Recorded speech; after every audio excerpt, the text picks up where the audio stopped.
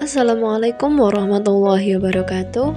Perkenalkan, saya Cindy Olivia Salsabila. Hari ini saya akan menjelaskan tentang sedikit materi tentang konsep hakikat pembelajaran IPS. Sebelumnya, perkenalkan, nama saya Cindy Olivia Salsabila dengan NIM 1262052132339 dari kelas PGMI 5E. Untuk memenuhi tugas mata kuliah pembelajaran IPS MISD yang diampu oleh Ibu Maftuha MPDI. Poin pembahasan dari materi hari ini ada 5, yakni yang pertama, hakikat IPS, yang kedua, pembelajaran IPS di MI atau SD, yang ketiga ada tujuan pembelajaran IPS MISD, yang keempat ada materi IPS di MI atau SD, dan yang kelima adalah hasil belajar. Hakikat IPS. Menurut Supriyatna, pendidikan IPS terdiri dari dua kata, yaitu pendidikan dan IPS.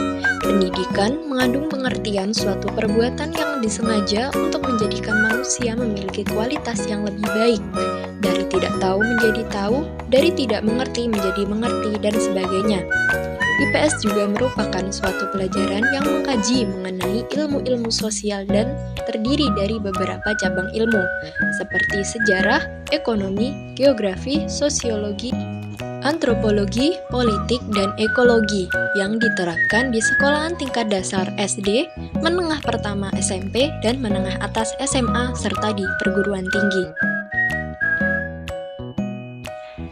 Pembelajaran IPS di MISD.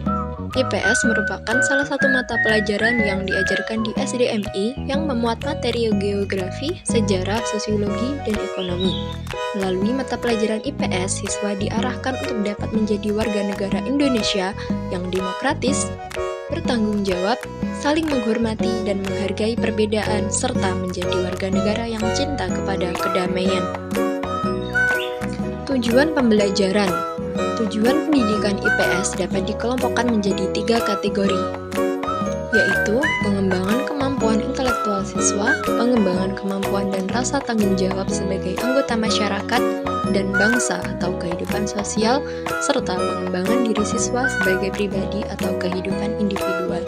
Guru sebagai fasilitator membantu dan mendorong siswa untuk dapat mengembangkan kemampuan lewat pembelajaran IPS. Pengembangan kemampuan dan rasa tanggung jawab siswa sebagai anggota masyarakat berhubungan dengan kemampuan untuk berkomunikasi dan berpartisipasi dalam masyarakat. Kesadaran dan pemahaman tentang nilai, norma, dan moral yang berlaku di masyarakat tempat tinggalnya. Materi pembelajaran. Pembelajaran IPS di SD mencakup materi fakta, konsep, dan generalisasi, sejarah kenampakan alam, pemanfaatan dan pemeliharaan sumber daya alam, gejala alam, bentuk-bentuk dan menanggulanginya, kehidupan yang sejahtera dan harmonis, peran bangsa Indonesia pada era global, peran Indonesia dalam kerjasama ekonomi internasional, aktivitas ekonomi dalam masyarakat, dan peranan uang dalam perekonomian. Hasil belajar. Hasil belajar adalah sebuah hasil yang didapat oleh individu dari proses belajar yang ia lakukan. Hasil belajar dibagi menjadi 5, yaitu yang pertama, informasi verbal, yaitu kapasitas mengungkapkan pengetahuan dalam bentuk bahasa, baik lisan maupun tertulis. Yang kedua, ada keterampilan intelektual, yaitu kemampuan mempresentasikan konsep dan lambang. Dan yang ketiga, ada strategi kognitif, yaitu kecakapan menyalurkan dan mengarahkan aktivitas kognitif. Dan yang keempat, ada keterampilan motorik, yaitu kemampuan melakukan rangkaian gerak jasmani dalam urusan dan koordinasi.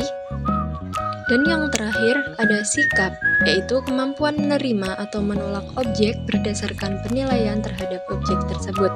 Sikap berupa kemampuan menginternalisasi dan eksternalisasi nilai-nilai. Itu tadi adalah beberapa materi terkait dengan konsep pembelajaran IPS di MI atau SD. Ada kurang lebihnya dari saya, mohon maaf. Wabillahi taufiq wal hidayah. Wassalamualaikum warahmatullahi wabarakatuh.